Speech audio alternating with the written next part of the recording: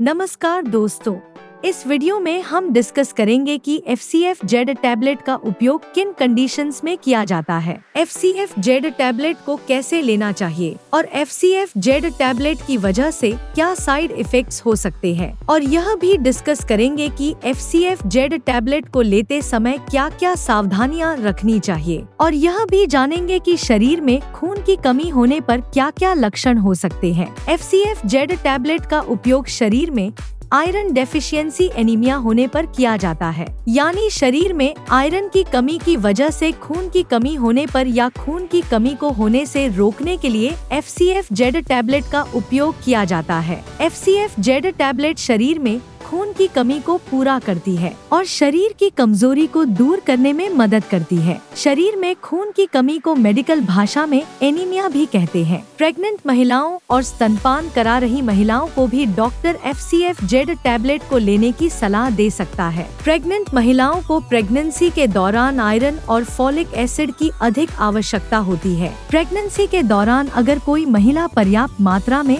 Iron का seven नहीं करती है तो प्रेग्नेंट महिलाओं में खून की कमी हो सकती है। FCFZ टैबलेट के अंदर आयरन के साथ साथ फॉलिक एसिड भी मौजूद होता है। फॉलिक एसिड शरीर में कार्बोहाइड्रेट को ग्लूकोज में बदलने का काम करता है, जिसकी वजह से शरीर को एनर्जी मिलती है। प्रेग्नेंट महिलाओं में बच्चे के विकास के लिए भी फॉलिक एसिड बहुत ही जरूरी होता है। इसके अलावा शरीर में फॉलिक एसिड की कमी होने पर भी शरीर में खून की कमी हो सकती है। FCFZ टैबलेट के अंदर जिंक भी मौजूद होता है। जिंक शरीर के इम्यून सिस्टम को स्वस्थ बनाए रखने में मदद करता है। FCFZ टैबलेट का सेवन महिलाएं व पुरुष दोनों ही कर सकते हैं। अब हम डिस्कस करेंगे कि शरीर में खून की कमी होने पर क्या क्या लक्षण हो सकते हैं। शरीर में खून की कमी होने पर शरीर में बहुत ज्यादा थकान होना, शरीर में बहुत ज्यादा कमजोरी होना, त्वचा और आंखों में पीलापन होना, उठते या बैठते समय चक्कर आना, हाथों व पैरों का ठंडा होना,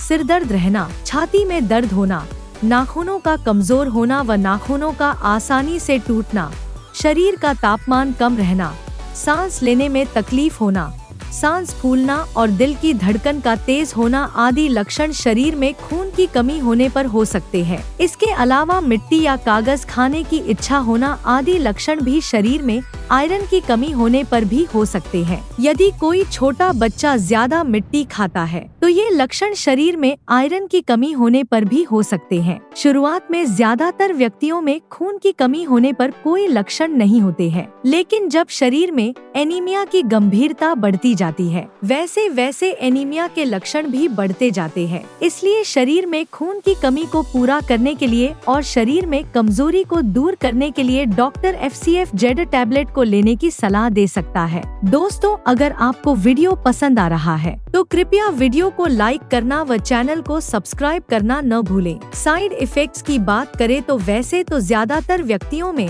FCFZ टैबलेट की वजह से कोई साइड इफेक्ट्स नहीं होते हैं, लेकिन कुछ % व्यक्तियों में FCFZ टैबलेट की वजह से कुछ साइड इफेक्ट्स हो सकते हैं। FCFZ टैबलेट की वजह से कुछ व्यक्तियों में कब्ज होना या दस्त होने की समस्या हो सकती है। इसके अलावा कुछ व्यक्तियों में FCFZ टैबलेट की वजह से उल्टी आने का मन होना, बदहजमी या सीने में जलन होना और पेट में दर्द हो सकता है। आम तौर पर ये साइड इफेक्ट्स अस्थायी होते हैं और जैसे जैसे आपका शरीर FCFZ टैबलेट के साथ तालमेल बनाता है वैसे वैसे ये साइड इफेक्ट्स भी कम हो जाते हैं। यदि इनमें से कोई भी साइड इफेक्ट्स लगातार बना रहता है या ज्यादा होता है तो आपको तुरंत ही डॉक्टर से परामर्श लेना चाहिए। FCFZ टैबलेट की वजह से टट्टी का रंग ब्लैक हो सकता है। FCFZ टैबलेट की वजह से टट्टी का रंग ब्लैक होना एक सामान्य बात है। FCFZ टैबलेट की वजह से टट्टी का रंग ब्लैक होना कोई नुकसानदायक नहीं होता है। अब हम डिस्कस करेंगे कि FCFZ टैबलेट को कैसे लेना रिकमेंडेड होता है। FCFZ टैबलेट को खाना खाने से 1 घंटे पहले या खाना खाने के 2 घंटे बाद लेना रिकमेंडेड होता है। FCFZ टैबलेट को लेने के बाद कम से कम 20 मिनट तक आपको लेटना या सोना नहीं चाहिए। चाहिए। आमतौर पर 18 साल से अधिक उम्र के ज्यादातर व्यक्तियों को डॉक्टर FCFZ टैबलेट को दिन में एक ही बार लेने की सलाह देते हैं। ज्यादातर प्रेग्नेंट महिलाओं को डॉक्टर FCFZ टैबलेट को प्रेगनेंसी के पहले 12 सप्ताह यानी प्रेगनेंसी के पहले 3 महीने पूरे होने के बाद ही FCFZ टैबलेट को शुरू करने की सलाह देते हैं, क्योंकि प्रेगनेंसी के पहले 3 महीने के अंदर प्रेग्नेंट महिलाओं को उल्टी आने का मन होना या मुंह का स्वाद खराब होना आदि समस्याएं अधिक होती है। इसलिए प्रेग्नेंट महिलाओं को डॉक्टर प्रेगनेंसी का चौथा महीना शुरू होने के बाद ही FCFZ टैबलेट को शुरू करने की सलाह देते हैं। लेकिन यदि किसी प्रेग्नेंट महिला को एनीमिया की गंभीरता ज्यादा है तो डॉक्टर प्रेग्नेंट महिलाओं को प्रेगनेंसी की शुरुआत से भी FCFZ टैबलेट को लेने की सलाह दे सकते हैं। FCFZ टैबलेट की डोज, उम्र, शरीर के वजन और बीमारी की गंभीरता के आधार पर कुछ व्यक्तियों में इससे अलग भी हो सकती है। इसलिए आपको FCFZ टैबलेट को आपके डॉक्टर द्वारा बताई गई डोज में ही लेना चाहिए। अब हम डिस्कस करेंगे कि FCFZ टैबलेट को लेते समय क्या क्या सावधानियां रखनी चाहिए। डॉक्टर FCFZ टैबलेट के साथ विटामिन C की टैबलेट या विटामिन C से भरपूर खाद्य पदार्थों जैसे टमाटर, आंवला, संतरा, स्ट्रॉबेरी, अंगूर, अमरूद और कीवी आदि को खाने की सलाह दे सकता है, क्योंकि विटामिन C शरीर में आयरन के अवशोषण को बढ़ावा देता है, जिसकी वजह से FCFZ टैबलेट की प्रभावशीलता बढ़ जाती है। आयरन के साथ चाय, कॉफी, साबुत अनाज, अंडे और दूध या दूध से बने खाद्य पदार्थों को खाने से बचना चाहिए, क्योंकि इनकी वजह से शरीर में आयरन का अवशोषण कम हो सकता है। शरीर में एनीमिया की जांच कराए बिना FCFZ टैबलेट को ज्यादा लंबे समय तक नहीं लेना चाहिए, क्योंकि शरीर में एनीमिया होने के अन्य कारण भी हो सकते हैं, जैसे शरीर में विटामिन B12 की कमी होना, हीमोलिटिक एनीमिया होना, अप्लास्टिक एनीमिया होना और साइड्रोब्लास्टिक एनीमिया होना। अगर आपके शरीर में खून की कमी किसी अन्य कारण की वजह से है और आप शरीर में खून की कमी को पूरा करने के लिए डॉक्टर की सलाह के बिना ही लगातार कई महीनों से FCFZ टैबलेट को ले रहे हैं, तो ऐसी स्थिति में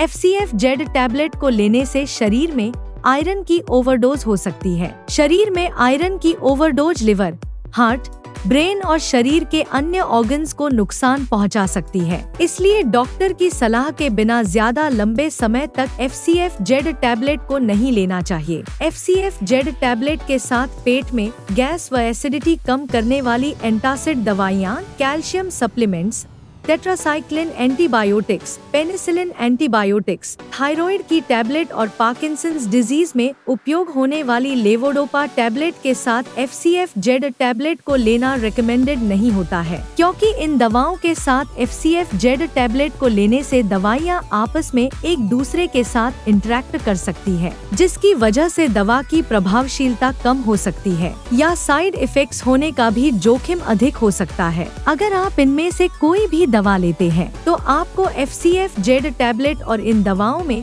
कम से कम 2 से लेकर 3 घंटे का गैप रखना चाहिए। अगर आप अपने शरीर में खून की कमी को प्राकृतिक खाद्य पदार्थों से पूरा करना चाहते हैं तो आपको आंवला, जामुन, अनार, चुकंदर, सेब, पालक, सूखी किशमिश, अमरूद, केला, बादाम, काजू, अखरोट, तिल, गुड़ और मूंगफली आदि का सेवन पर्याप्त मात्रा में करना चाहिए, क्योंकि इनमें आयरन भरपूर मात्रा में पाया जाता है और इनका नियमित रूप से सेवन शरीर में खून की कमी को दूर करता है और शरीर में खून की कमी होने से बचाव करता है। वीडियो को देखने के लिए आपका धन्यवाद। अगर आपको वीडियो पसंद आया तो प्लीज वीडियो को लाइक कर देना, चैनल को सब्सक्राइब कर लेना और अगर आपका FCFZ टैबलेट से संबंधित कोई प्रश्न है तो आप कमेंट करके पूछ सकते हैं।